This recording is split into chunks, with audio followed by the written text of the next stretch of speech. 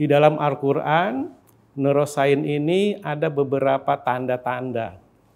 Tidak kurang dari 49 kali kata-kata neuron atau akal ini disebutkan dalam Al-Quran. Bahkan selanjutnya Al-Quran menerangkan bahwa orang yang berakal adalah orang-orang yang bisa memadukan pikiran, perasaannya secara maksimal. Sehingga ketika orang menerima keyakinan, mungkin dalam posisi keimanan, maka dia akan bergetar hatinya, kolbunya akan bergetar.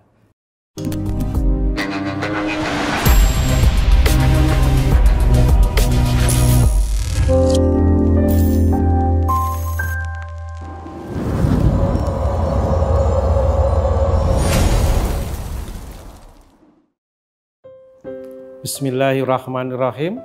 Assalamualaikum warahmatullahi wabarakatuh.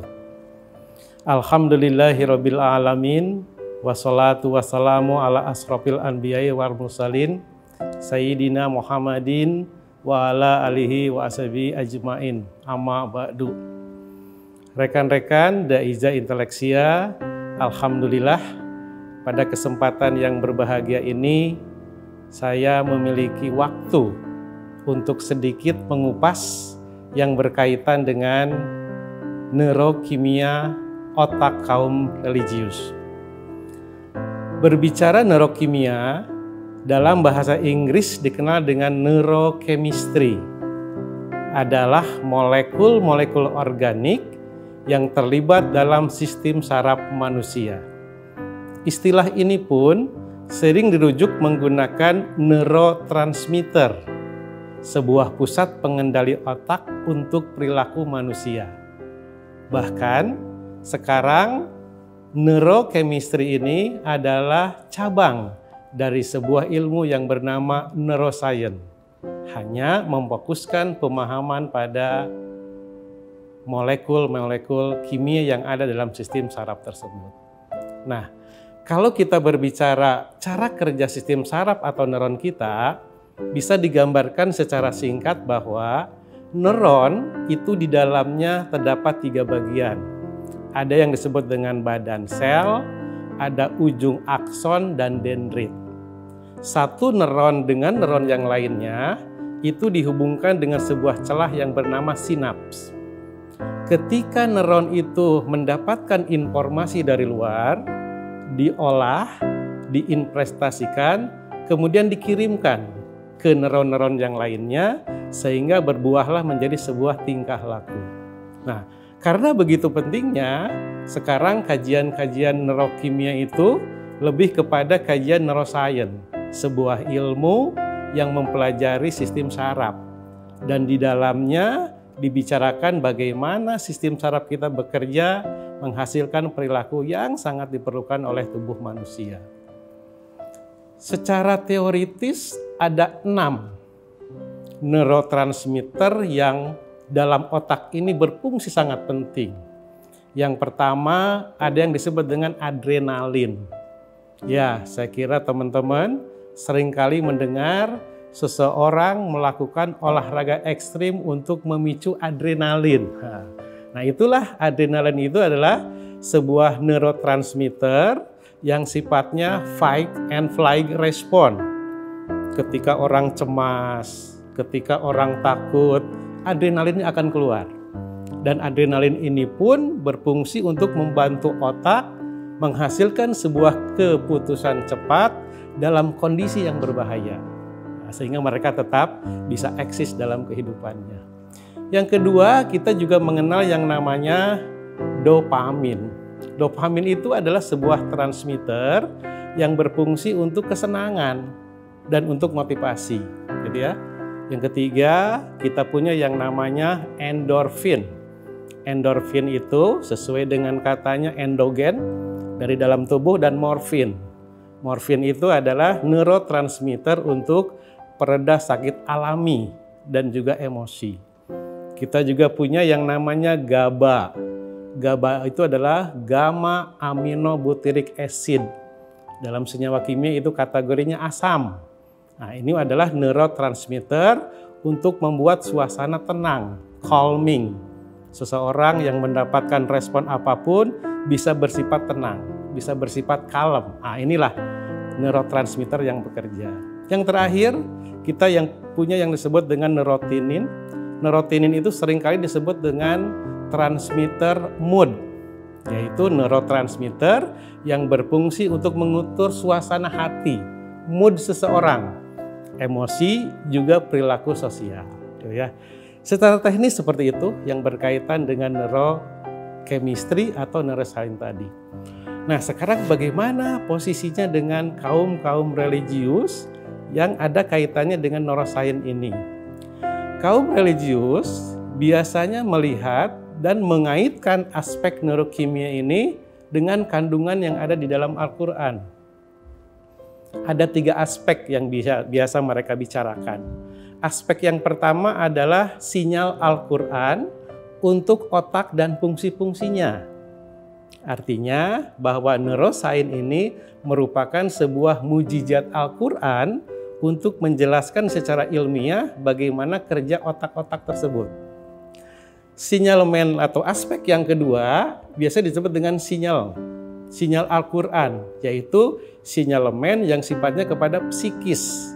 Jadi neurokimia ini dihubungkan dengan kejiwaan seseorang. Begitu pentingnya neuroscience berkaitan dengan kejiwaan, karena jika jiwanya terganggu, jika jiwanya terhalang, maka perilakunya pun akan terganggu pula. Ya. Dan aspek yang ketiga, para kaum religius ini itu menghubungkan neuroscience dengan keberadaan Allah di dalam diri manusia. Gitu ya. Dalam Al-Quran sudah jelas bahwa Allah senantiasa ada dalam diri manusia itu sendiri.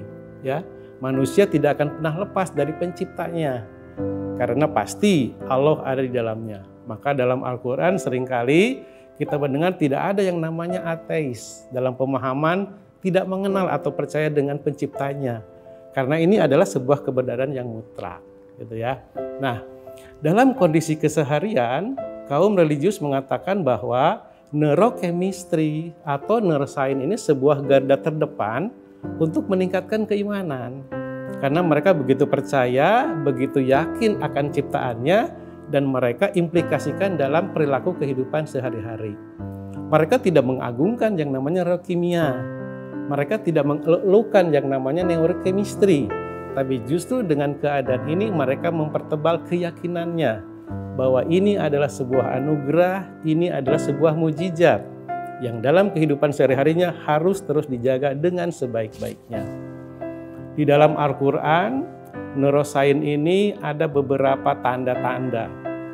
Tidak kurang dari 49 kali kata-kata neuron atau akal ini disebutkan dalam Al-Quran. Bahkan selanjutnya Al-Quran menerangkan bahwa orang yang berakal adalah orang-orang yang bisa memadukan pikiran, perasaannya secara maksimal. Sehingga ketika orang menerima keyakinan, mungkin dalam posisi keimanan, maka dia akan bergetar hatinya, kolbunya akan bergetar. Karena dia ada paduan antara pikiran dan perasaan. Teman-teman Daiza Inteleksia, otak itu dalam posisi tubuh manusia ada di bagian paling atas. Ada di kepala kita, dibungkus oleh sebuah batok kepala. Gitu ya. Ini sebuah sinyal. Ini sebuah tanda bahwa manusia adalah makhluk yang lebih mulia dibandingkan dengan makhluk-makhluk Allah yang lainnya. Sehingga dalam perilaku ini manusia bisa menggunakan seberapa besar pun akal, seberapa hebat pun akal untuk menunjukkan bahwa kita memang makhluk yang lebih dibandingkan dengan yang lainnya. Ya.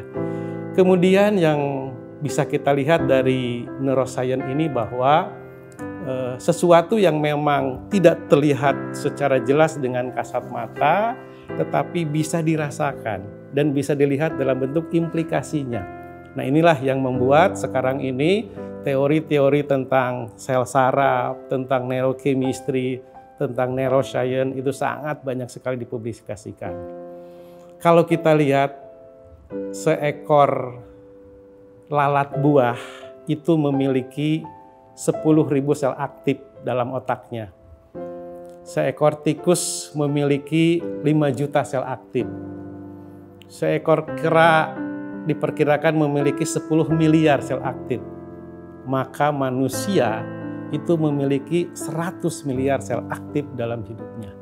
Dan sel aktif itu sehari-harinya terus bersinergi membentuk sebuah proses pembelajaran dengan kecepatan yang sangat luar biasa juga. Kurang lebih 3 miliar per detik. Subhanallah, teman-teman Jaiza Inseleksia, ini lagi-lagi sebuah mukjizat, sebuah kebanggaan bagi kita dan menjadikan sebuah modal kita untuk tetap bersyukur, tetap tawadu, tetap ingat kepada Allah Subhanahu wa Ta'ala.